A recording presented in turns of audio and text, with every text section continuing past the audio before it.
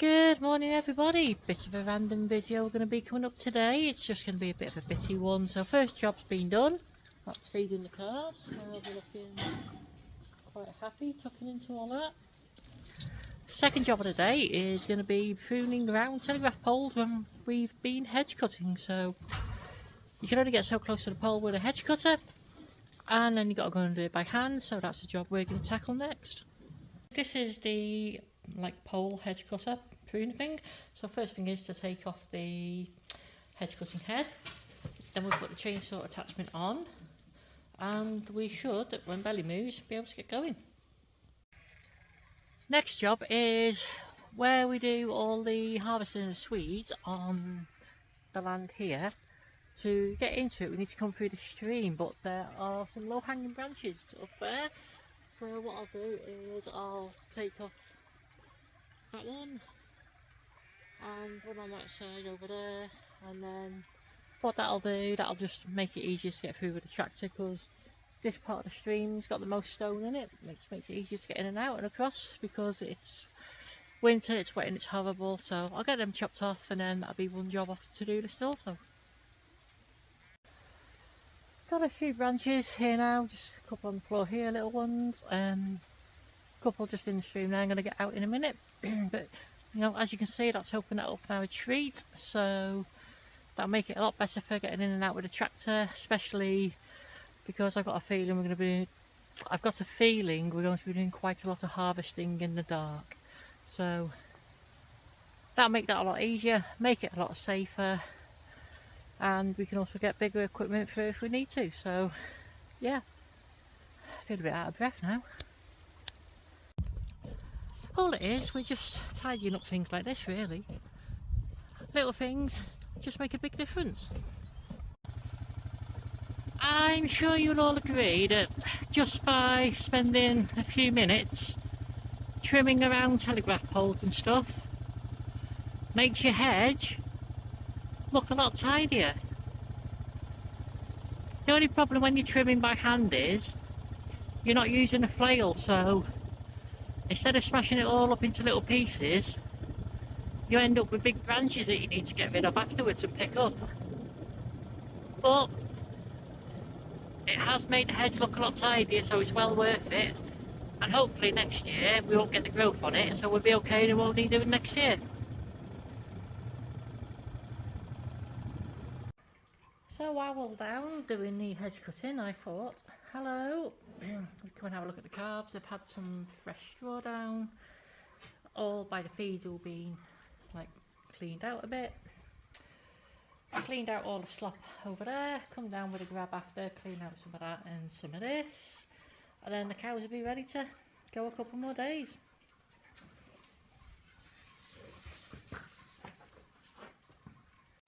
While it's quiet and the cat's away, the mice can play, I thought I'd give the hedge a bit of a trim. Now it's far from perfect, but on the other side of the hedge there are lots of obstacles to overcome, and it's quite hard when you're, quite short compared to the hedge to see where a level is, but it looks a lot better now than what it did. Makes the driveway in look a hell of a lot bigger, and we've also had a bit of a clean against the wall too. Next job today, check the oil in the gearbox. So I'll remove the filler plug there, and then I'm guessing it'll be low because the seal that seals between the gearbox and the back end leaks, so gearbox oil goes into the back end. Not a problem because they use the same oil, but all I do is literally get a pipe, put it into the tipping pipe, and then pump it back into the gearbox. Nice and easy, should really sort of seal out, but it's being used every other day at the minute, so it's not an option. We'll just keep pumping it full of oil and we'll live with it until the summer, when we can hopefully sort of seal. Nothing fancy for this job. Pipes plugged in there, got a hydraulic hose with a blanking plug on it there. As we can see here, the gearbox does still have oil in it, so it's not like it's running dry or anything. Okay, you can just see the oil level just down there. So we'll just top that back up, and yeah,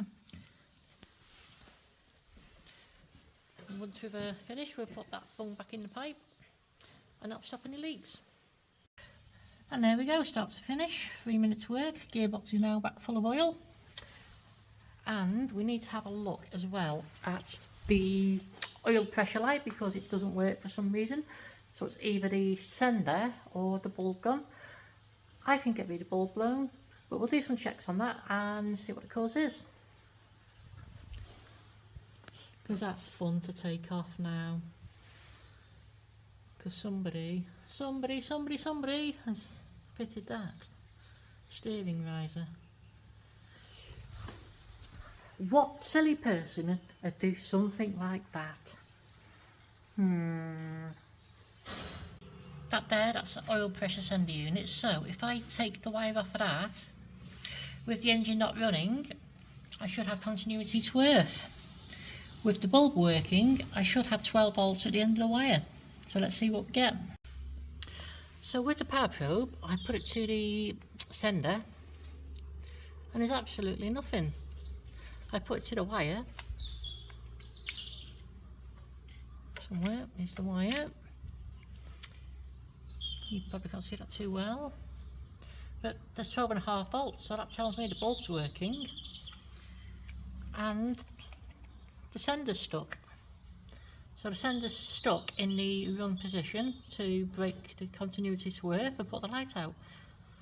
So I either need a new sender or to give this one a tap with a hammer. So just to do a check for like peace of mind, I have put the wire to earth and you can see the ignition light and the oil light's on. So in many aspects I'm glad it is a sender unit because changing a sender is a lot easier than taking that off. Now it's got the steering extension and stuff on. I've given that a few taps with a hammer. It's it's still not working now, so we're gonna have to bite the bullet probably and order a new one because they're only a couple of quid, and if it saves the engine being run with no oil pressure, it'll be money well spent. So thank you very much for watching this little video. I know it's only a short one and it's just like it's a bit bitty, isn't it? Yeah, a bit bitty, but it's Boxing Day and I have done jobs that I wanted to do, which means I am very happy.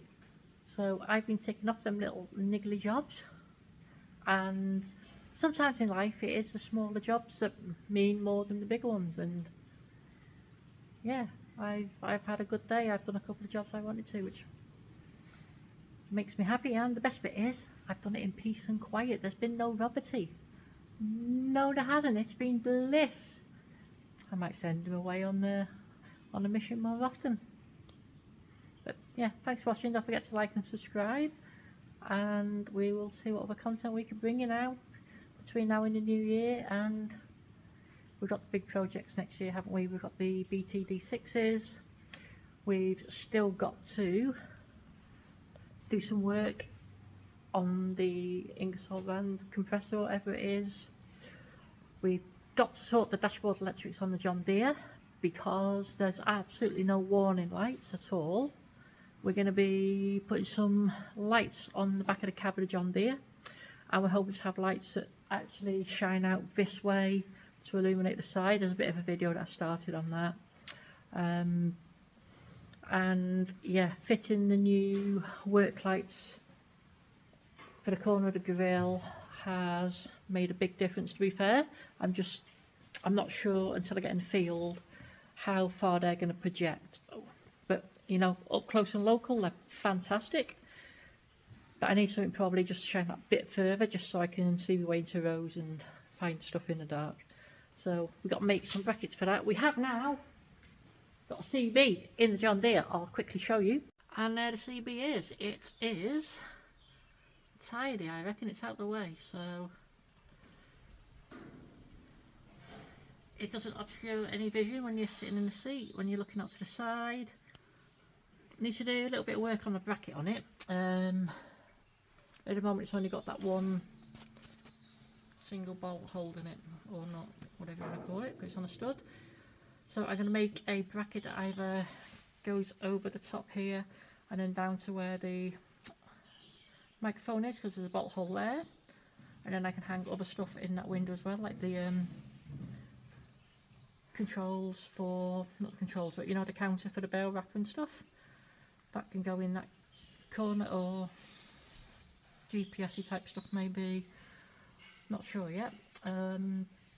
Or I can just literally make a bracket that locks it to the bracket I've got underneath it, and then it can't fall out. Because what's happening at the moment is, if you go over a big bump, it can potentially come towards you. If it goes back to the glass, it's not an issue, but if it comes towards you, it can come right round, it'd be a problem. So that's something I'm going to look at, but I like the idea of having a bracket that goes up, across and down again, just so I've got the option to have more stuff mounted. I'll get the extra work lights mounted up there, and what I'm really thinking of doing is, and just bear with me on this,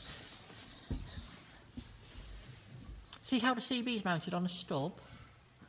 I'm looking at potentially putting a light on top of the stub, put the stub on the bolt on the other side to make it the same, and then have the lights shining out over the top of the cab. Now,